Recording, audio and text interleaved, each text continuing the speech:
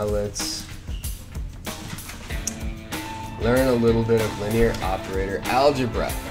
Okay?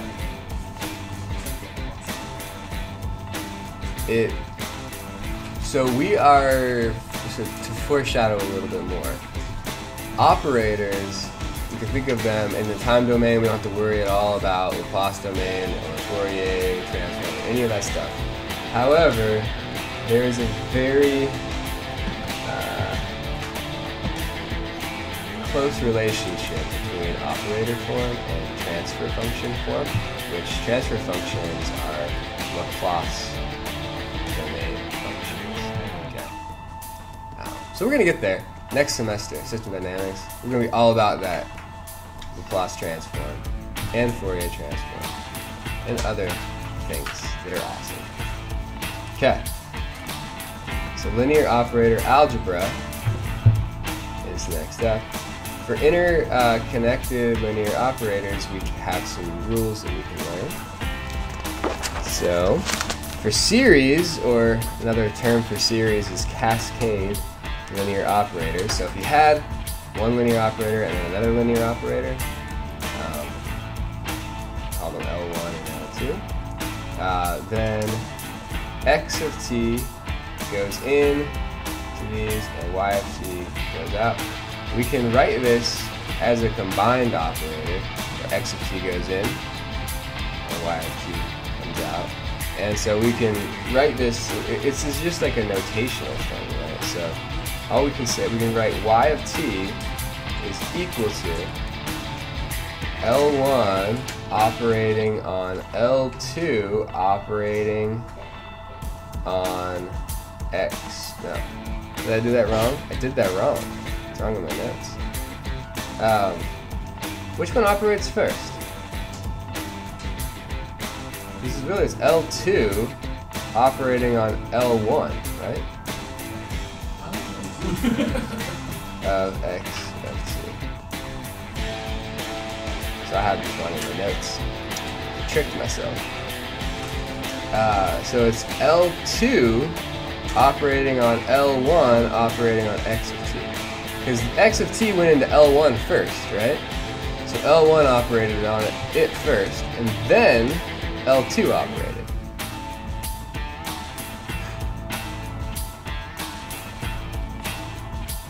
So we can write that as a single operation, L1, L2, operating on x of t. So our new operator, we just call it L1, L2. It operates on x of t. So this is just a notational thing, but it's useful, as we'll find out. Similarly, if you have the same linear operator acting twice in a row, you can just write it as the operator squared. Okay? It's just shorthand notation for this operator acts on it twice in a row. So we would write that y of t equals, so L operating on L operating on x of t. And that we write as shorthand L squared operating on x of t. Okay? For n cascaded operators, L, we would have L operating on L operating on L's, a bunch of them, operating on x. We could just write that as L raised to the nth power, so n of those L's operate. Okay. How would we write the nth derivative? So the derivative operator, S, is a linear operator. How would we write the nth derivative of x in operator form?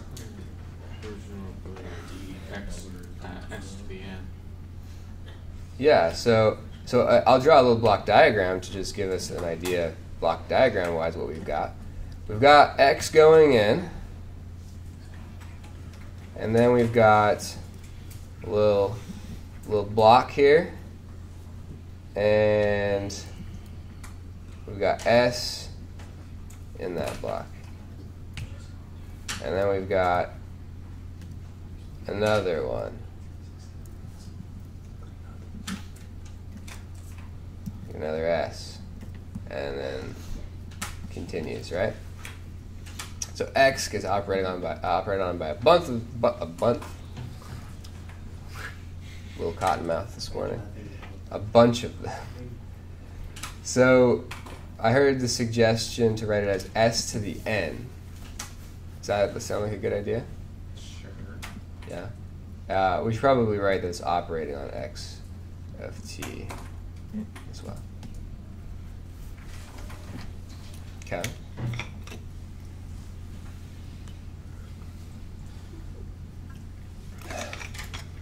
So,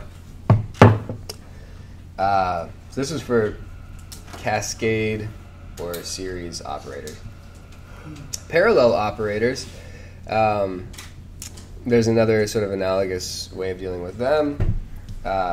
If you have x going in, we operate on it with a bunch of different linear operators, and then you sum up the result.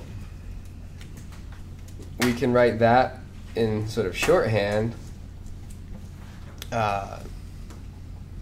as being, so we can write this, I guess, as an equation as L1 operating on x of t. This isn't the shorthand yet. Plus L2 operating on x of t, etc., right? All up to Ln.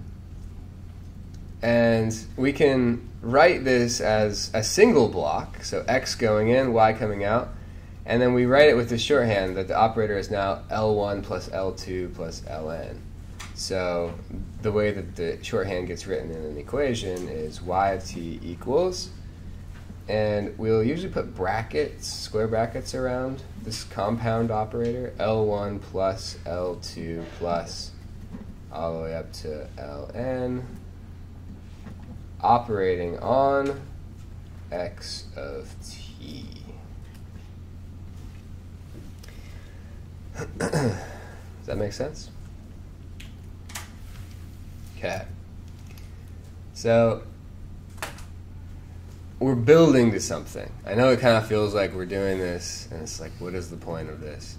We're building. We're gonna be able to write the system transfer operator H for our system, and that's like the main takeaway from this, is that we can write that system transfer operator. It's a very important object. So polynomial operators. So polynomial operators are of this form. So a linear operator of the form L n, L to the n, Ln minus 1, L to the n, etc., etc. It's called a polynomial operator in L. So let's interpret the subscript and the superscripts here for a second. We've got these superscripts are raised to the power, so that means that we have this cascading effect, right? Like the nth derivative. So if L was S, which it might be S, there would be S to the n minus 1. So we've got like L operating n times, L operating n minus 1 times, right?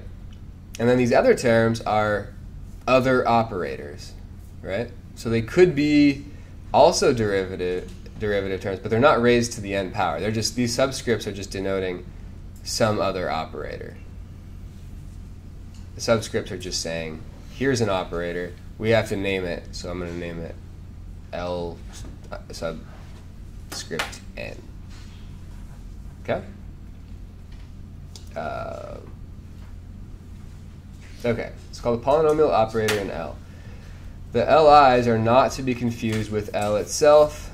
While this type of operator is not actually a polynomial, it has many of the same properties. Okay, so that's why we call it a polynomial operator. just to sort of tell you where this is going, you know how I said maybe L is a derivative operator? That's what it's going to be. It's going to be s to the n, and how does that remind you of anything? S to the n, s to the n minus 1. So these are time derivatives, right? So the nth time derivative plus something with the n minus first time derivative. Have we written out anything that looked like that today? Yeah, what was that? We did that. We did that for. We wrote out this whole thing. It was like the whole width of the page. Yeah, it was the SISO, SISO, single input, single output differential equation that we wrote. The classical form of a system is written like that. And so this polynomial operator is going to come up when we want to write the system transfer operator for our single input, single output system. Okay, there are a few other operators that are important, so we will cover them quickly. N is the null operator. So if you operate with n on x of t, that always gives you back 0. So put any x of t in, you're going to get out 0. The identity operator, you put in x of t. What do you guys think? I call it the identity operator. X of t comes out. Great. The inverse operator, so all linear operators except the null operator has an inverse. Okay? And the inverse is defined by, if you had some linear operator L, its inverse is defined such that if you operated on L of x of t with L inverse, you should get the identity operator. It should be equivalent to operating on x of t with the identity operator. Which makes sense, right? Inverses typically are going to give you back the same thing that you started with, right? So if you operate on it with L and you operate on it with its inverse, you should get back what you put in, which the identity operator does. Gives you back what you put in. Right, because identity operator, like we said up here, is just x of t. So, all right. Now, we can finally define this. And then we can start doing problems. But we won't be able to do them probably till Wednesday because, you know, time limits on things. We don't have bells here at this school. At UW, there's a bell that goes off at like the 50-minute mark of every hour. At the beginning of every, yeah. That's in Cave Hall. I hated that bell. Yeah, well, it's like in the whole university, to my knowledge. Just, well, maybe not in every building, but in most buildings I've been in, their bell goes off. Maybe in the old building. What if there's a class that goes from like 30 to 20? Yeah, they just go through the bell. Yeah. That's awful. That must be annoying. Yeah. It was weird. So the system transfer operator. So recall the classical single input, single output I/O equation. This is what we wrote down earlier, right? It can be written in operator form as this. So this is a polynomial operator on the left-hand side. So s to the n is the nth time derivative, right? an minus 1 is a constant linear operator. S to the n minus 1 is the n minus first time derivative, etc., etc. All operates on y. That is one way to draw or to write the left-hand side of this equation, right? Every single term here is a time derivative of y multiplied by a constant, right?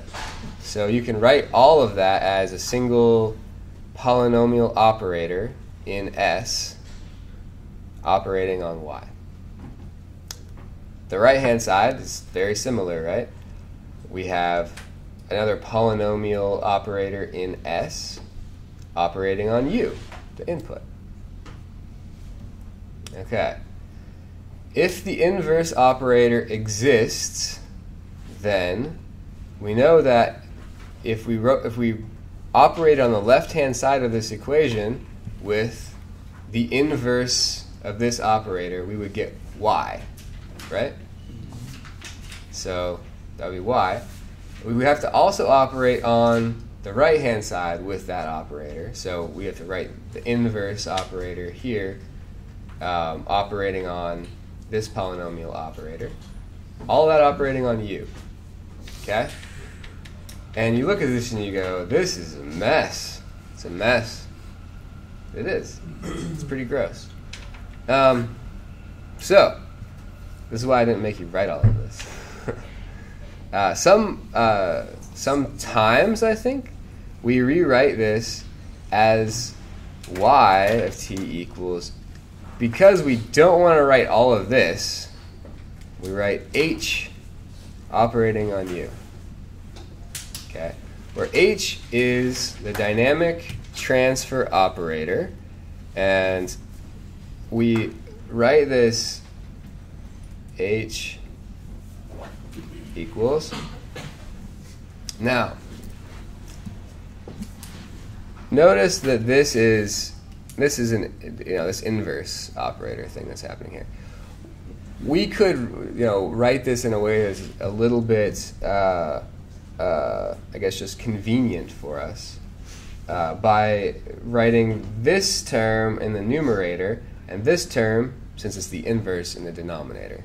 And that's our convention of how we write this operator. We write it as bm s to the m plus bm minus 1 s to the m minus 1 plus plus ellipses, right? Plus b1 s plus b0. All that's divided by s to the n plus a n minus 1 s to the n minus 1 plus a1 s plus a0. So I am defining the system transfer operator to be written in this form. So we always write it in this form. And y equals h operating on u is equivalent to the original input-output ODE, meaning it has all of the same information. So you could go from a system transfer operator to the original input-output differential equation, or you could go from the differential equation to the input-output operator. And we're going to want to be able to do both. We're going to want to be able to go one direction or the other direction. So what we have is u of t going in, our input, being operated on by h, our system transfer operator, and the output, y of t, is what comes out. So this is kind of like we've thought about our differential equations before as having an input and having an output, right? But now we can officially write it as an operator operating on u. I'm going to say something about this, the system transfer operator. This is kind of giving away something that we don't learn until next semester, but I think it's important to sort of foreshadow where we're going with this. S is a capital S in all these equations, and it's the derivative operator. Now, when we define the transfer function next semester, it will look exactly like this system transfer operator, okay? It'll look exactly like that, with S being lowercase and being the Laplace transform S, okay? for those of you who have worked with Laplace transforms, I think most of you have, you know that S is equivalent to taking a time derivative in a time domain, right? Multiplying it by S in the Laplace domain. And so it's thinking of it in terms of operators like we've constructed something that is equivalent to thinking in terms of Laplace transforms, but is not identical with thinking in terms of Laplace transforms. We haven't changed from the time domain. Everything's still in the time domain. There's no Laplace here. It's just operators. So it's pretty cool stuff. And on Wednesday, we're going to do this example of taking a system and finding its state equations, output equation, and then actually finding the dynamic transfer operator, system transfer operator for it. This is the epic. You know all about this is I do know a few things about them. Oh yeah. That is a thing that happened. I forgot I told you guys that. Middle of this set of notes, 47, the linear operator algebra. And we're about to do an example of a sliding mass with viscous damping between it and a stationary surface. I ask what the transfer operator H is from this diagram. So we want to know if we put in this force on the mass, what is the velocity of the mass, and what is the transfer operator H that gives me the velocity from the force? Okay? So it's like we're turning this system into a, not exactly a black box. If it was a black box, we wouldn't know what was in it, right? But we're turning it into something that is just a single mathematical object that describes how you get the output from the input, right? The system transfer operator. So the really fun thing about this is that I forgot my notes, so we're doing this together live, okay? And I also didn't look at them either, so that means that we're going to do this together. So you guys got to be on me, okay? Because there's a 4% chance I'll screw up. Take those on. Times 10 or so. So, okay. So, we got to do... I got the linear graph. Yeah, I already gave it to you. If you printed the notes, Jordan, you would know that. Oh, called in on live. If I remembered my notes, then I would know that too. So, linear graph and normal tree. The linear graph, we have two velocities, right? The reference velocity and then the velocity of the mass. There are really no other velocities, distinct velocities in this. So, those are the two nodes. There is obviously a mass element associated with the mass node, connecting to ground as always.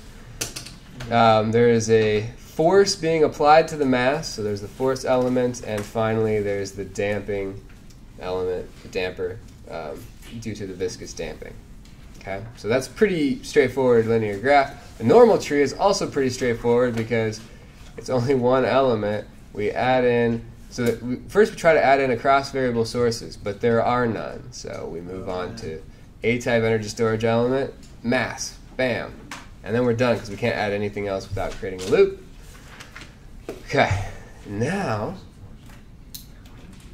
we do the variables in system order. So what are my I went all the way to state there because it's just a really small system. Can we do that? You guys okay with that?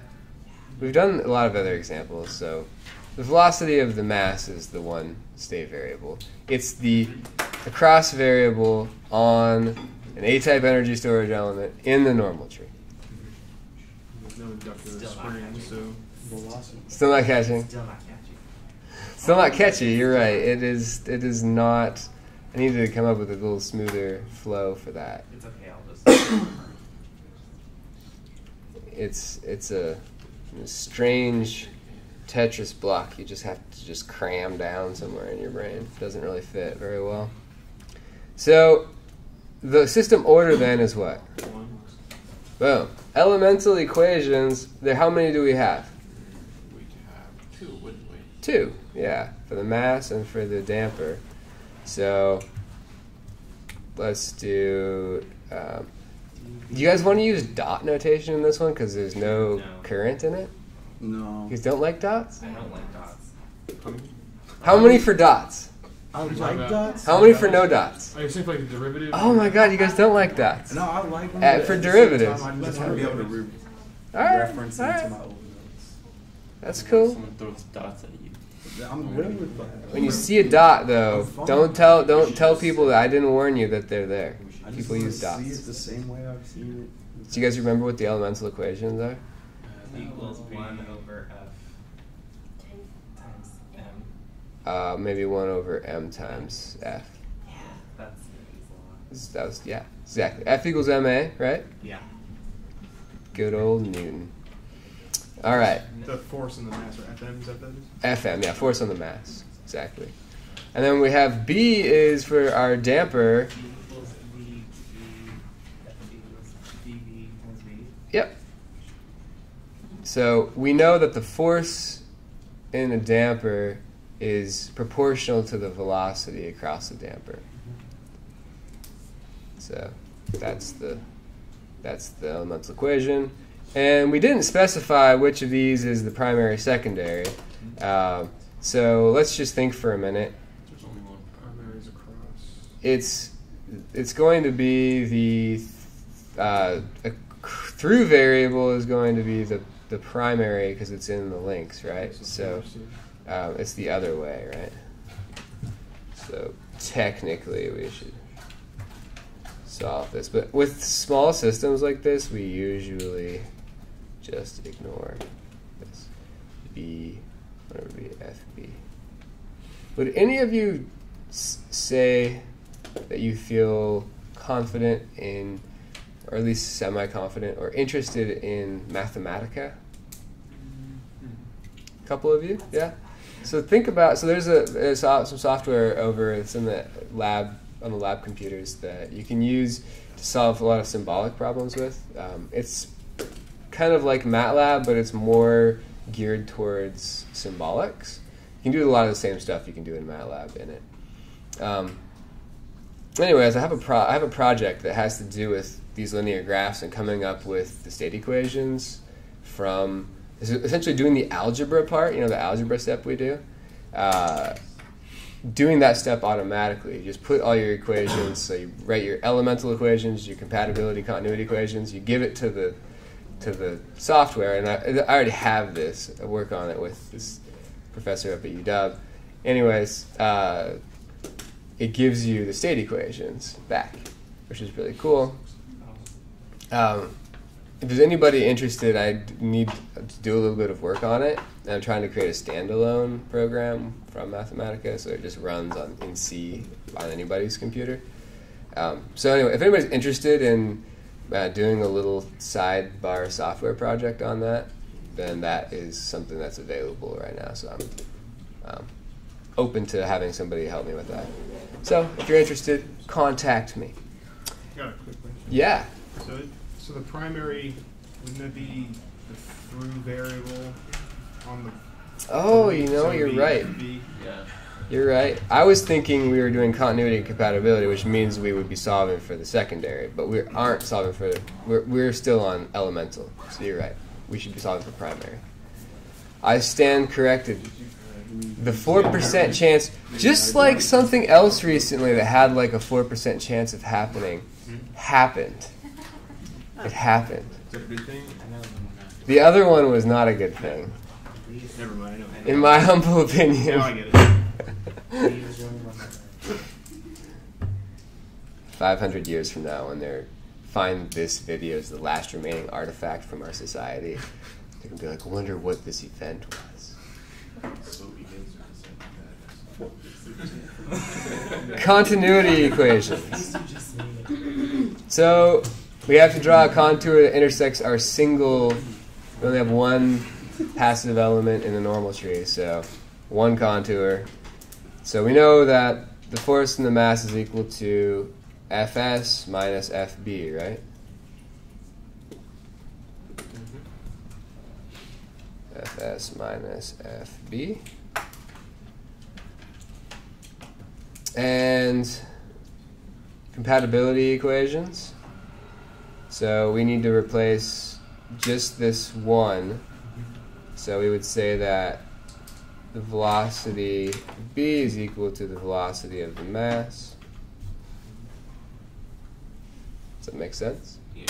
And then algebra, pretty straightforward, right? We're gonna have a first order system, so we want one state equation. So pretty much we have to take these four equations and eliminate variables until we just have Vm and Fs. So let's just do it in one line because we can. Obviously, if it was a larger system, we want to do it a little bit more systematically. But thank you. Fm is equal to Fs minus Fb. And Fs is an input, so we leave that alone. Fb is not.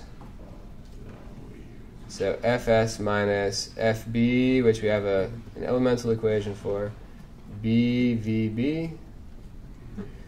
And finally,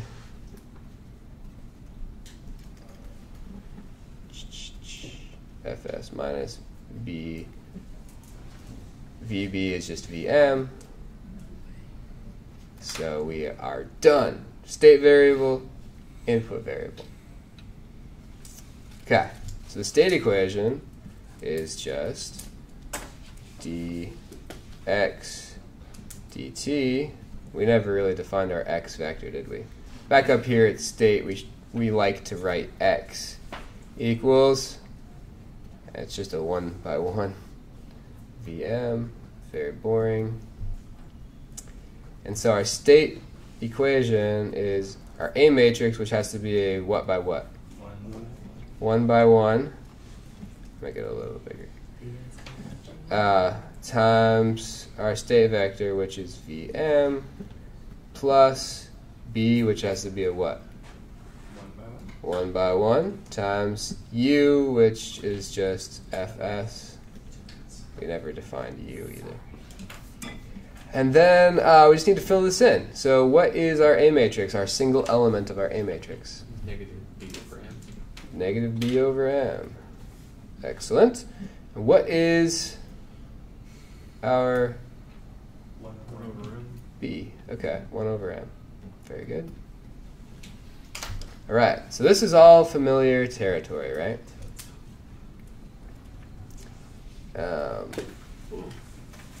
Now we need to do the next step.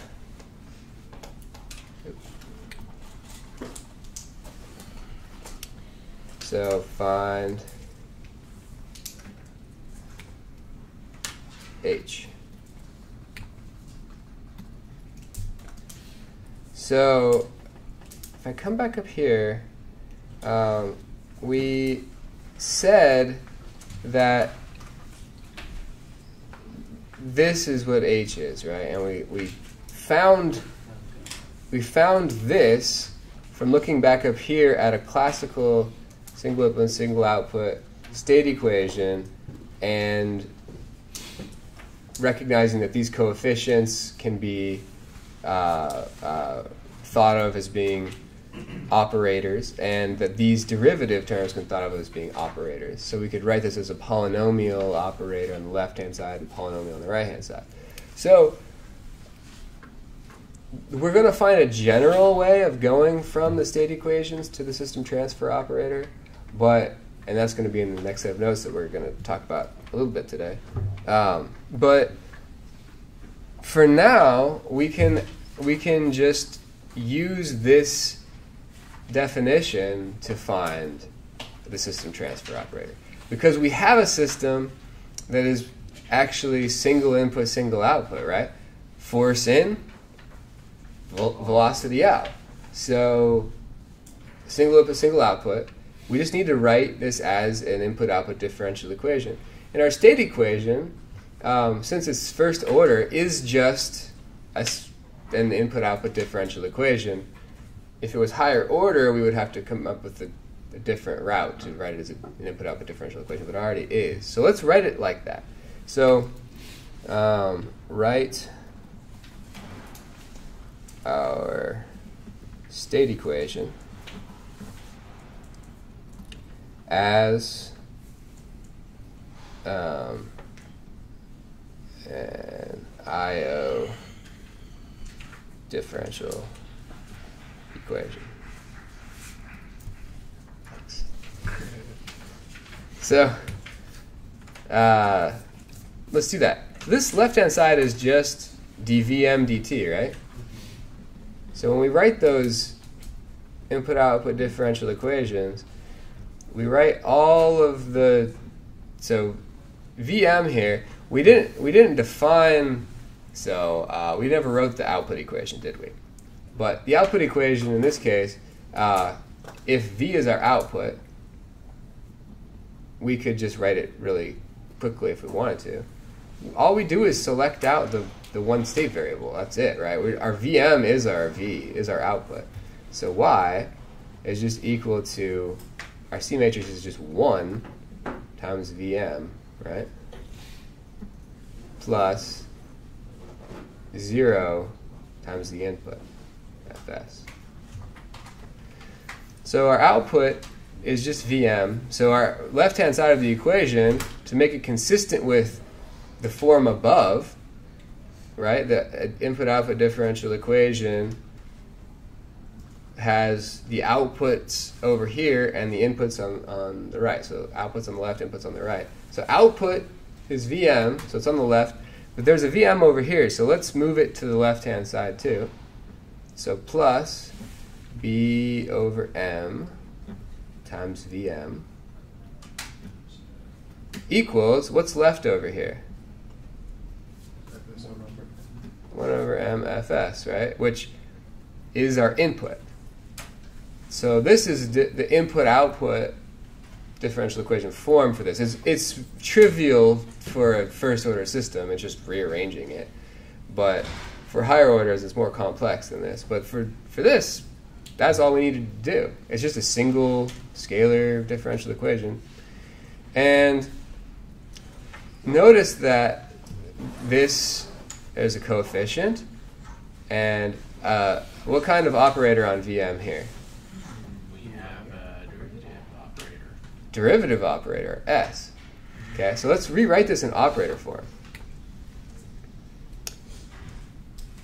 And in operator form,